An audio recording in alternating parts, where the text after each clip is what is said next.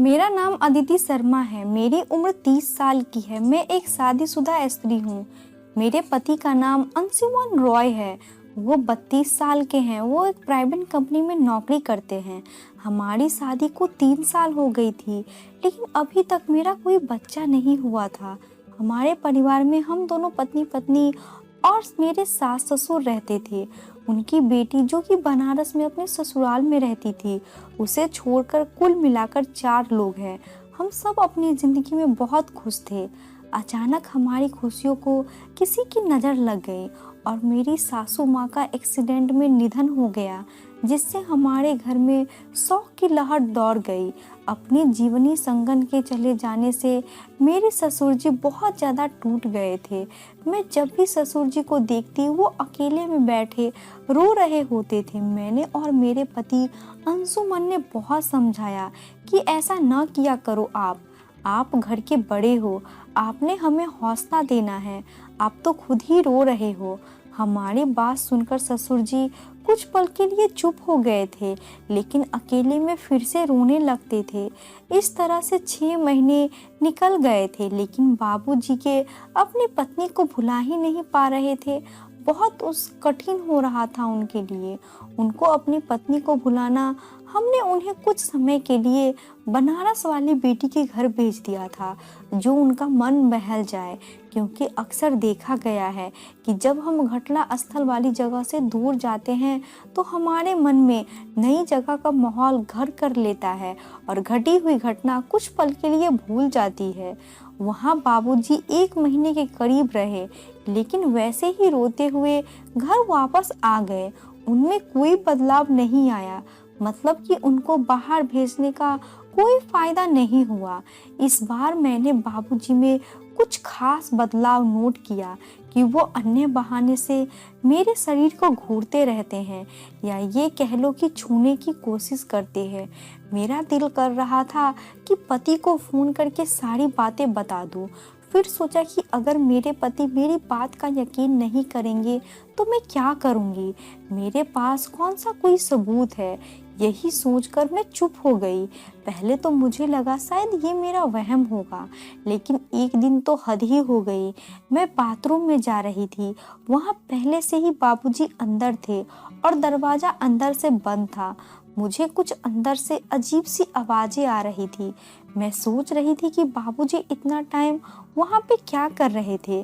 जब मुझे लगा कि वो कभी भी बाहर आ सकते हैं, इतना सुनते ही मेरी हालत ख़राब हो गई और मैं बिना बाथरूम जाए ही वापस अपने बेडरूम में आ गई। पहले तो मन में ख्याल आया कि मैं फ़ोन करके सारा मामला अपने पति अंशुमन को बता दूं।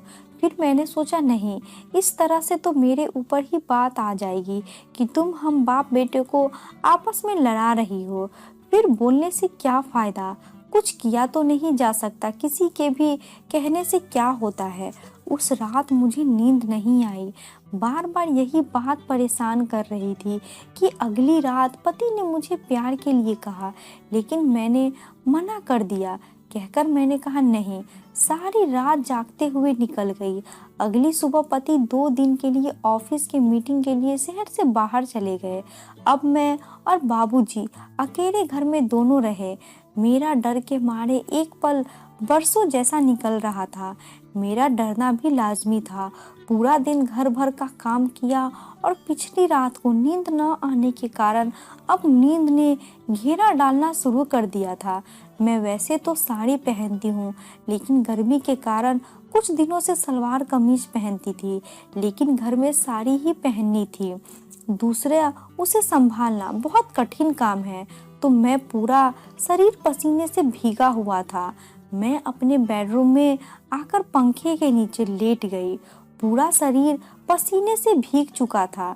दीवार घड़ी में 4 बज रहे थे, तो मुझे पता ही नहीं चला कब मेरी आंखें लग गई। करीब आधे घंटे के बाद मैंने महसूस किया कि मुझे किसी ने हाथ लगा रहा है। पहले तो मुझे लगा कि शायद सपने में मेरा पति होगा। फिर मैं एकदम से हड़बड़ाकर उठी और अपने कपड़े ठीक किए और पूछा, बाबूजी आप यहाँ? कोई काम था तो मुझे बुला लिया होता। तो बाबूजी बोले, बहू वो चाय पीने का दिल कर रहा था, इसीलिए आवाज लगाई थी।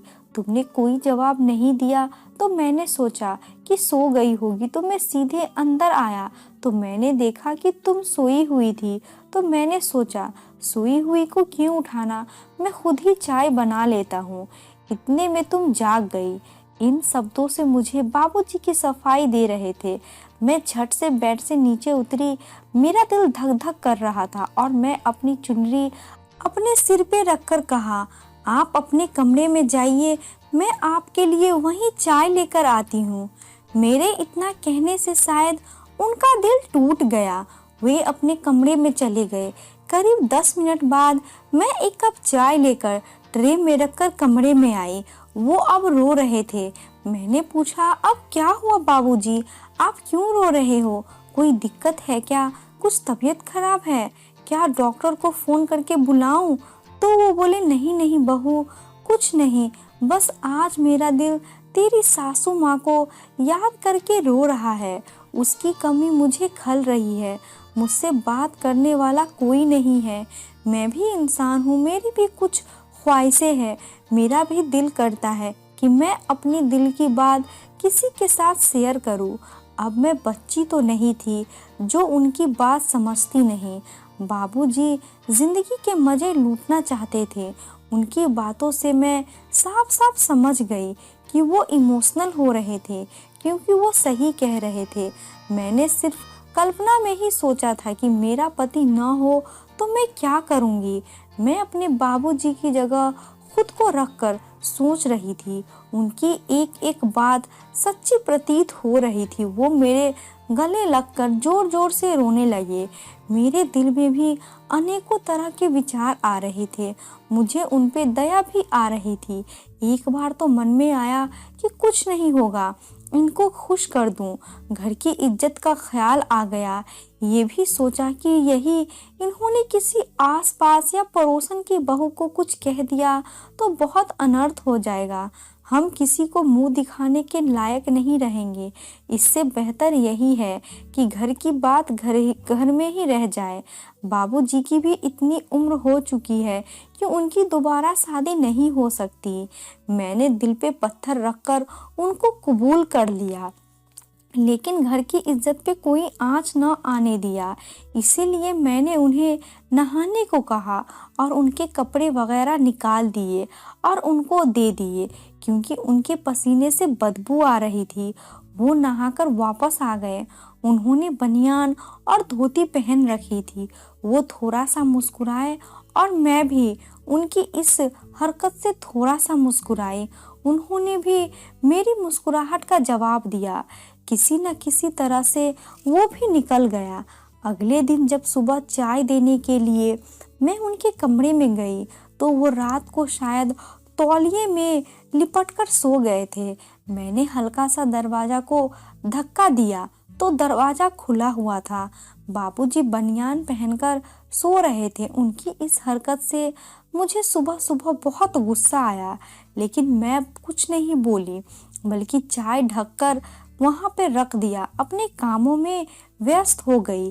करीब 1 घंटे के बाद वो आए तो बोले, बहू जरा तेल गुनगुना करके लाओ, मेरे शरीर पे बदन पे मालिश कर दो, मुझे नहाने जाना है। मुझे उनकी नीयत तो पहले ही पता चल गई थी, लेकिन फिर भी प्रैक्टिकली प्रतिक्रिया न होने की वजह से सबूत नहीं था। मैं कटोरे में गर्म तेल करके लेकर आई और उन्हें बोला, लो बाबूजी तेल लगा लो, मुझे कुछ काम है, मैं कपड़े धोने जा रही हूँ। बाबूजी बोले, बहू सिर पे तो लगा लूंगा, लेकिन पीठ पे कैसे लगाऊंगा, सो तुम कष्ट कर दो। इतना बोलकर वो आंगन में पड़े खाट पे औंधे मुंह लेट गए। मुझे सुबह से बहुत गुस्सा आ रहा था। मैं उनकी पीठ पे तेल लगाने लगी। करीब 5 मिनट बाद उन्होंने साइड बदलते हुए कहा, तुम्हारे हाथ तो तेल से भीगे हुए हैं। मैं न चाहते हुए भी उनकी हर बात मानती चली जा रही थी और दोनों हाथों से उनकी मालिश करने लगी। मैं सोच रही थी कि शायद सासू माँ जिंदा होती तो ये सब मुझे न करना पड़ता। इन 2 दिनों में मेरा बुरा हाल था। अंशुमन के बिना तो सासू माँ के बिना कैसे रहे होंगे बाबूजी। माँ के मरे हुए तो 8 महीने से ऊपर हो गए। इन 2 दिनों में मेरा बुरा हाल है अंशुमन के बिना।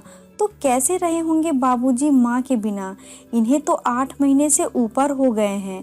सासू माँ को गए हुए मैं सोचों में इतनी डूबी हुई थी और मैं सब कुछ वहीं छोड़कर भाग आई। वो उठकर मेरे कमरे में आ गए और बोले, क्या हुआ बहू, तुम वापस क्यों चली आई? कोई बात है तो बताओ। क्या अंशुमन के बिना दिल नहीं लग रहा? मैं हूं ना, मुझे बोलो क्या बात है, किस चीज की कमी है? तुमको मैं वो पूरा कर दूंगा और पूरी करने की कोशिश जरूर करूंगा। आज की कहानी आपको कैसी लगी? इस कहानी के बारे में कमेंट करके हमें ज़रूर बताएं। वीडियो को लाइक करके चैनल को सब्सक्राइब कर लीजिए, साथ में घंटी को दबाकर ऑल पे कर ले ताकि आने वाली वीडियो का नोटिफिकेशन आपको तुरंत मिले। मिलती हूँ अगली वीडियो में, तब तक के लिए धन्यवाद।